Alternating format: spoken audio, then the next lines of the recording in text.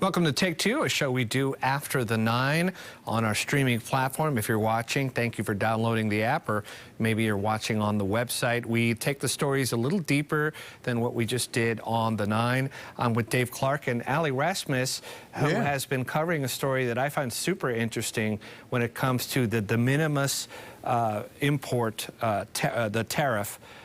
It used to be that the goods that cost less than $800, right, were in a category where they would not be charged a tariff. That exception has gone away today. Right. Midnight tonight, this morning, is when that exemption went away. It'd been around for several years, credited with really fueling the rise of a lot of like fast fashion and super discount online retailers that, you know, manufacture and ship a lot of goods from China. Like Temu and Shein.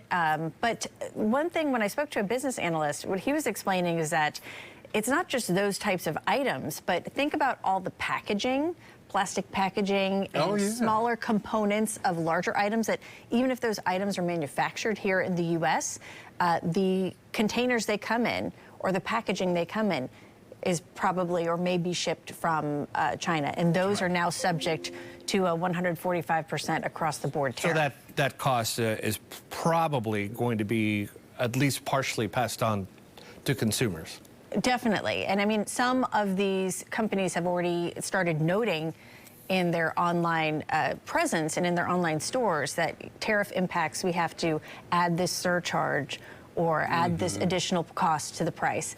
So it has the potential to impact just about everything, not just, even if you're not a fast fashion Temu shopper, you could be paying more. One example was deodorant. For example, a lot of deodorants, even if the gel or the component inside is made in the U.S., the plastic container is made overseas in China or somewhere else. So that item is going to be tariffed now when it comes into the U.S. Wow. I was just thinking about all the implications, the companies, the consumers, all of this, where's it going? And I know we can't predict it. Well, one of the things that I mentioned in my report this morning, the CEO of the U.S. Chamber of Commerce sent a letter to the Trump administration on behalf of small business owners across the country saying these small business owners cannot absorb 145% increase on a lot of the items, and this is going to hurt those small businesses. This is going to hurt about 40 million jobs that are tied to trade, at some of them, including small businesses. And so they're asking if they can get some sort of tariff exemption process for some of their items. And so some of the examples they use are items that can't be produced here domestically. We can't grow bananas in the U.S. We can't grow coffee. So they're asking, can you make some exemptions for these types of items? But no word yet on whether that will happen. So the thing about tariffs is that it's not, you don't feel it right away. You'll feel it, I'm thinking that later on in summer, we're really going to start seeing the effects because, you know, of the way the supply chain is, right? So do you think that this is just the beginning of what we're going to see? The business analyst I spoke to said, yes, this is the beginning of several months, maybe years of pain, financially, economically, unless there's some sort of negotiation or some sort of agreement reached. Now, in a positive note, we've been tracking the Dow all morning. It's up. Last time I checked, it was up 600 points. And part of the reason for that is because overnight there was some news about China saying it is now open to negotiating. There you see the Dow, it's 580 points up. So China apparently overnight says it's open to negotiating over these tariffs and trade, but their condition for doing that and reopening trade negotiations with the U.S. is that they want the Trump administration to immediately drop the 145% tariff on their goods. Not clear whether that's going to happen, and I think it's probably a safe bet that the president's not going to blink first in this type of game. Did the analyst you spoke with mention anything about the United States trying to bring manufacturing back here? Because it seems as if that might be really difficult. Well, I mean, we spoke about how we've now been through almost 40 years of global trade and trade agreements like this. So we now have become very dependent on getting inexpensive goods from other parts of the world, mainly in many cases from China. So to disentangle that is going to be definitely sort of painful, and if it even happens. You know, my honest opinion, and I'm not an expert, I think this is all about negotiating, particularly, and you've got two, well, China and the Trump administration, they are hardball players in negotiating. And my gut is that this won't last long because both of them know the impact is just too much. Yeah, So, in other words, what you're saying is these two countries, ours and theirs, need each other too much. They do. It's too intertwined. If one country, if the relationship stops, it will hurt both. So they just have to come to the table. The only problem I have with that is that some of this damage, right, Allie, could already be done by what's happening now. yeah. Well, I know that I've started to see on Instagram some small business owners having some posts saying, you know, we don't want to increase our costs. I'm going to pull one up here, but this is a small business in San Ramon where they make it's like a studio where kids can come in and design their own handbags and design their own hoodies, and they have this whole huge collection of patches and sequins and all kinds of little tchotchkes that you know the kids will glue on. But you know they have a post saying tariff troubles and delays, so a lot of those items that they would usually have in their store for kids to decorate with, they aren't going to restock it because the owner of this business explained in Instagram, a huge 145% tariff on Chinese imports means our usual $100,000 apparel order now would cost $245,000 to bring in. So she says we're going to take some time and try to find some alternatives in the U.S., which the Trump administration would argue that that's part of the point, trying to force businesses to find American-made alternatives, but sometimes those alternatives don't exist. As the CEO of the U.S. Chamber of Commerce pointed out, you can't find a U.S.-made cocoa, and so how does that affect coffee shops that have to buy and import their coffee? Have you talked to any people, economists, macroeconomics, to see how this might affect the economy? For example, if people can't buy, you know, if things go up too much, then they'll stop, the purchasing will go down, and that could lead to a recession, that kind of talk. Well, you look at the numbers, the news from Apple that came out this morning, they are predicting a $900 million hit in sales because of tariffs and because of their items becoming more expensive and fewer people buying them. So, yeah, the Apple businesses iPhone, large and small are anticipating. The 16 is, with all the most expensive model is $2,000. People are already spending $2,000 for a phone. With the tariff, it could go up significantly. Yeah. So. And then you also have this phenomenon of people who are aware these tariffs are coming and, you know, factored in, there's a 90-day delay to start them. This frenetic activity of buying these items now before they become more expensive. So, you know, your kid's piñata for their birthday party. If you don't want to get it now, or the party favors. Or get that Xbox now before the cost goes up. So it's hard to tell what the impact right now is going to be to the economy because right now consumer sentiment is low, but there is a lot of buying activity that's kind of buoying things, but who knows if that changes just once prices go up. All right, Allie, thank you for joining us. You've been covering the story all morning, and I'm very interested, so we'll keep following it. Take Two will be back in just a couple of minutes.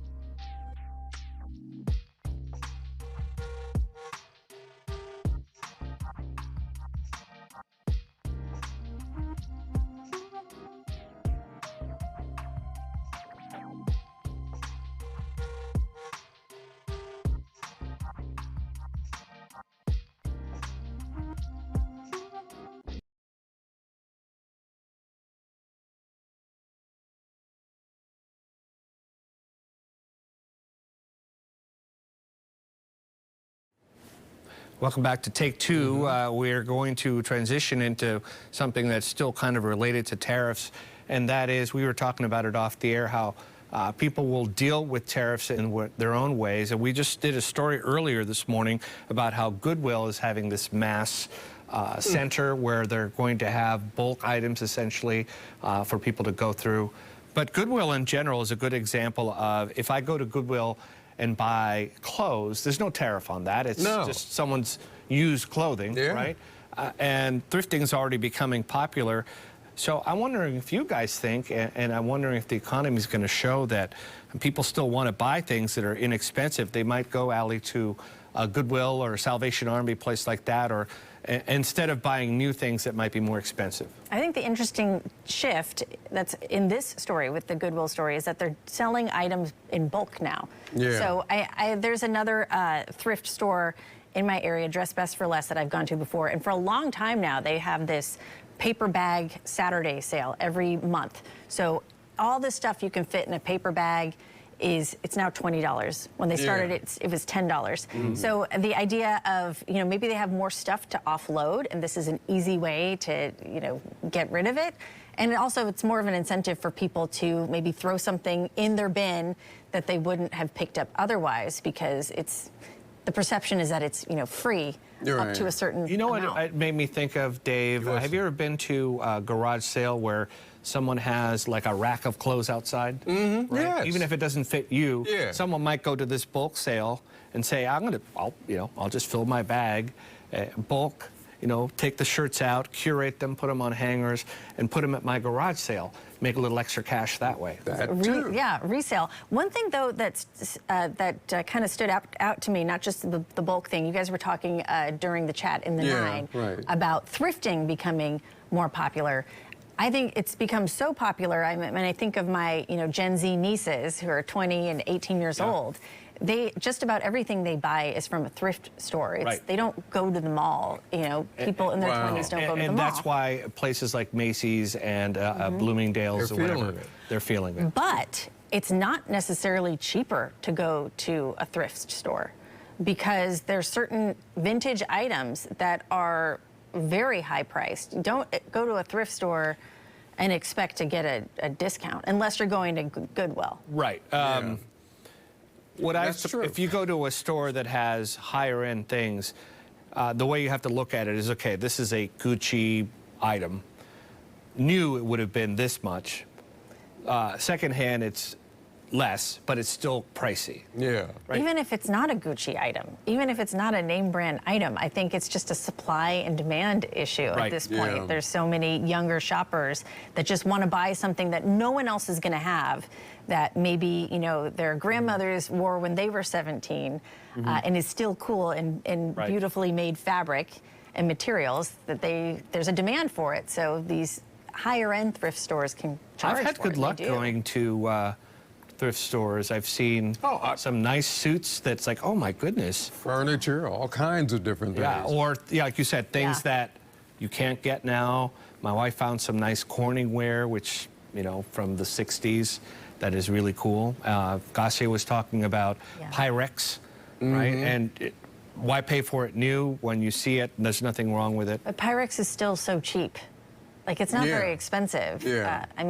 Right. And that's the cost-benefit analysis that you have to do as a shopper. Right now, a Pyrex set at Target, glass Pyrex, is really cheap. It's $20 for a set. Like, would you pay $10 for one that's 50 years old? I don't know. But if that $20 set becomes a $60 set or a $100 set, then yes. Well, the key is to know how much things cost. So if you're a thrifter, you have to know what you're looking at. Sometimes they'll sneak in something that, oh, this is good, and you're selling it for $20. You know very well that, it's a really nice item. So if you don't know pricing, you might pay too much. And I don't often think about buying something from Goodwill. Recently, I just took a stack of things, cleaning out the house, spring cleaning, took it to Goodwill, and as I was leaving, they said, now don't forget, we have big discounts back here on some really good which I didn't think about before. Right. But think about this. You have very nice suits and ties or whatever. Yeah. If you donated those, someone's going to find them and say, hey. That's true, yeah. Well, Right? yeah. So, yeah, this thrifting thing went from in our generation, Dave, or people who are of older generations to it being, I don't know, maybe there was a small stigma, oh, I have to buy secondhand clothes. Yeah. To now, it's The there's no opposite. stigma. The opposite is true. Yeah. Now Yeah. it's like, oh, you got that at Macy's? Yeah. Everyone else is going to have that.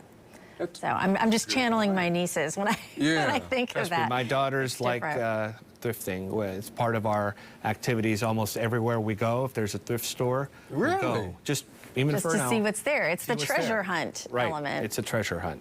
All right, Take Two will be back in just a little bit. We're going to close it out with a fun segment on how you watch sports, whether you prefer to go to the game or you watch it at home or you do something else. Stay with us. Take Two will be right back.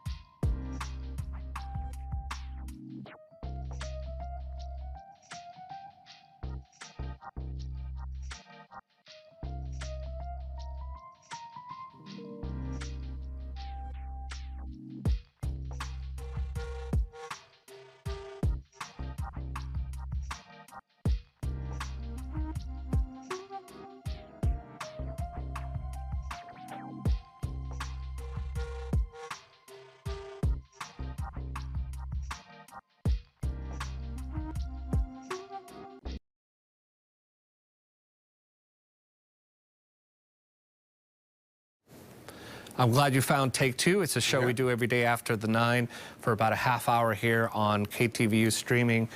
Dave Clark and Allie Rasmus. This morning on the 9, we were asking about where you're going to watch the Warriors game, and we took a poll, and the poll is up. Overwhelming majority, 87%. Wow, not even close. 87% say people are they're going to be watching at home. At Chase Center, that makes sense. Those tickets are expensive. At a bar or a restaurant, I thought maybe would be a little higher, or at a watch party. I thought that maybe those two had a chance, but no. People like watching at home, and Allie brought up a great point. People aren't going out as much. Yeah, no, there's been a noticeable trend, and I think people who are in the alcoholic beverage industry, the wine industry, have noticed this as well. People don't go out to drink and socialize as much, and there's a bunch of different theories about why. Is it just a generational change? Is it the expense? Expense. Yeah, and the cost of drinks. You know, you go to a Bay Area bar, you're throwing down $20 for a drink, even sometimes a beer. Right. If you see a drink these days, a cocktail for $14, it feels like a bargain. That's the happy hour price. Right. Yeah. $14 for a craft drink. You know, you just do the math. You know, 1 6-pack of beer at home is way cheaper than buying beer at an establishment. And I feel bad because I like keeping local restaurants. I like the fact that I have the choice to go out. But if this trend continues, restaurants will close. Right. They will. And I think for us, the aspect of getting back into traffic getting into the crowds, everything else. That's a deterrent for me. Yeah. You talked about on the air your big fuzzy brown chair. I have got this wonderful, comfy, fluffy man chair that it just wraps its arms around me, and I love to stay there and sit right there and relax, take it easy, wind down. Steph Curry, I love you, but I want to watch you at home. Right. Now, let me ask, because how long have you had that chair? Several years now. Did you have it before the pandemic? Because there's also a theory that people's habits, socializing, changed when we were all at home for over a year. I believe it. Did you get That's it during the probably pandemic? true, but I had it before the pandemic. Okay. I believe it. Yeah. So people, we did find out from news stories we were doing that people did make their homes more comfortable during the pandemic because they started staying home more. So they started investing more in nicer televisions and furniture, even, you know, nicer things to serve food in because they weren't going to be going out. Yeah. And I think that trend has stuck to a certain degree. Yes. I mean, for certain parts of the population, of course, you know, old habits, you get in the routine of doing something, it's hard to shift and go back. And we've seen a lot of people having a hard time adjusting to the same things they used to do before the pandemic, even now, 5 years later. Yeah. So the economy, when it comes to these kind of things, obviously bars and restaurants aren't thrilled with that poll that we put up. No. What do you think it's going to take to have people go back out? Because I am a little concerned about that industry because I do want to have the choice of going to restaurants. I mean, obviously we all love restaurants. They add to the vibrancy of cities, of neighborhoods. You don't want small businesses and restaurants and bars to just, you know, close up shop. We saw what happened and what neighborhoods looked like when a lot of them did close during the pandemic, and it just added to this sense of decline and demise for neighborhoods. So we don't want that. So I don't know what it takes to get people back outside. I mean, certainly people are concerned about their budgets. There's a lot of economic uncertainty, so that's part of the calculation. Or we did a story today on how more layoffs are happening. Right. Yes. So, you know, layoffs and going to restaurants don't mix. Or the fear of layoffs in restaurants don't mix. Going to restaurants. In one of the most expensive places to live in the country. Right. Yeah. So all of that. And I find out personally, businesses, restaurants, they will come right out and say to me, you know, are you coming back? You know, we missed you, you know, and you can look around and you can see the impact of the tariffs and what's happening and all of that. I do feel a certain responsibility to patronize small businesses. I do too. I do as much as I can. Just because it's selfish in a way. I want them to be there. I think, you know, thinking of kind of a personal example, you know, I think of our favorite restaurant, walking distance from our house, that my kids and I all love. Yeah. We were cutting back a little bit, but then they had this mom and pop shop. They announced, you know, this special Tuesday night, kids eat free. So now, you know, all you need is like one little incentive to get people thinking about, not only am I going to take advantage of this incentive, but I'm going to feel good doing it because I'm supporting this local business. Right.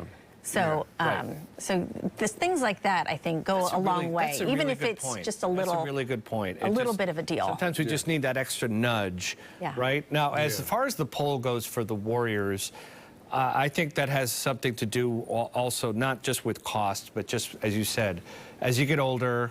We're not looking at you. We're looking at right. So you're you like to stay home more because of dealing with crowds. And then if you look at social media, at least my feed, when I get on X, it's like these people acting crazy on planes or everywhere you go.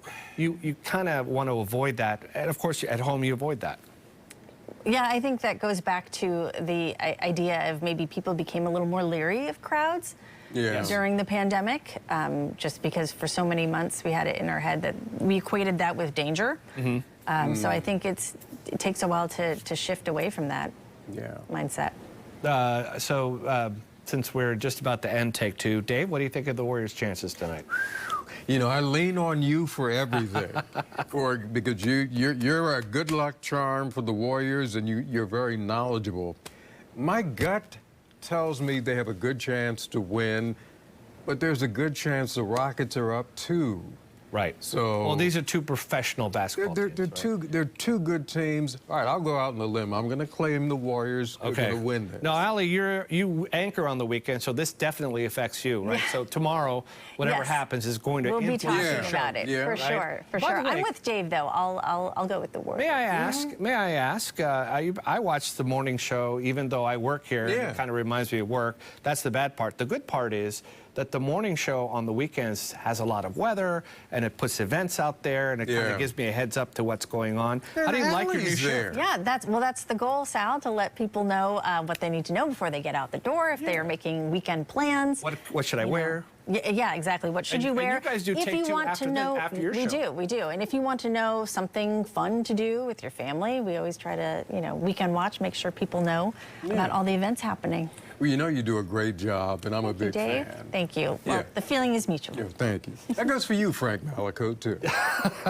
All right, that's it for Take Two on a Friday. I hope you enjoy watching it. We're here every day after the 9 right here. Please come back and watch. We'll be waiting for you.